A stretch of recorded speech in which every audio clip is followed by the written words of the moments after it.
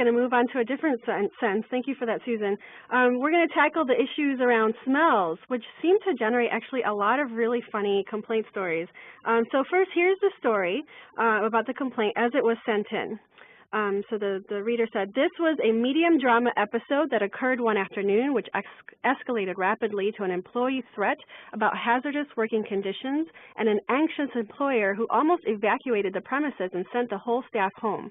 After about a half hour of searching for the source of the noxious fumes that only the person making the fuss could detect, we discovered that the life-threatening odor was emanating from a dozen roses on the cubicle desk next to the overwhelmed coworker.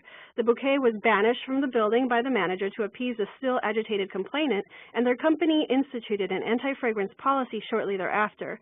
Air fresheners in the restrooms were also removed, special HVAC filters were installed, and other preventive measures were implemented.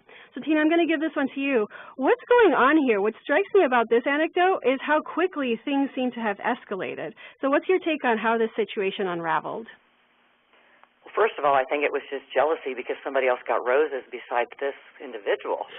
But moving past that element, you know, for sure, it was an overreaction on all parties. And I think that, you know, based on the comment that there was an anxious employer, I think that in all situations, whether it's an obnoxious smell or any other situation that happens, the facility manager needs to be the one that's logical and calm and professional.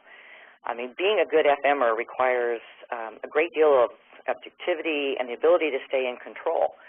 And this was one of those situations where they're, you know, once the out of control complainer, once they smell the fear or the uncertainty in the handling of an issue, the FMer will be at a real disadvantage. So first of all, they need to be prepared with good data and then a very calm approach to reduce the volatility of a situation. For that particular one, by kind of playing into it, they could be creating a monster by playing to the employee's threats. This individual is that volatile. I think there's other issues, like I said, going on, and you know, out of kind of tongue-in-cheek, I said it was jealousy, but it could be a lot of different things. And so I think that they have to be very careful to not play into that emotion.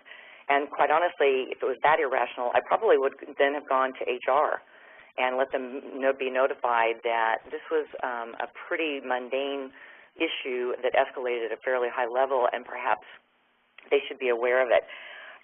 The FMer responded in a couple of ways that I think are okay. The good HVAC filters, quite honestly, that's pretty much a necessity and should have already been done and already put in place. The air fresheners, on the other hand, I think are a knee-jerk reaction, but that's just my opinion.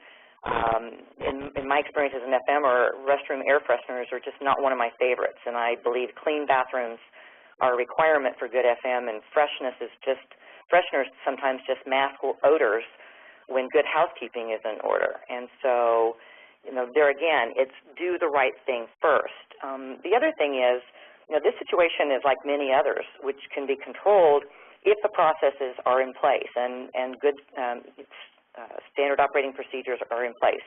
The fact that they can be created and communicated and then carried out, and also they help the facility manager defend an activity or defend an action. And I think that's really key here as well. They needed to respond in a certain way, but that kind of needs to be dictated according to procedures that are good for the entire building. So everything from how do you handle a complaint to what is the true protocol of when you can or cannot send somebody home.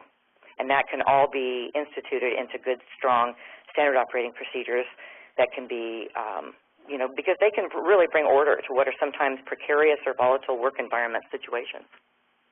Definitely. I remember one time I was talking to another person on this topic, and they said that you really have to have those rules in place because with facility occupants, it's like give the mouse a cookie story. You give them a little bit, and they'll ask for the moon. So it's important to have those protocols in place. Now I want to move on to the next slide. It's a little bit of an odd situation, but I just wanted to share this anecdote because it kind of really shows a bit of a bizarre situation that this facility manager found herself in. So when she sent in the story first, this is what she said.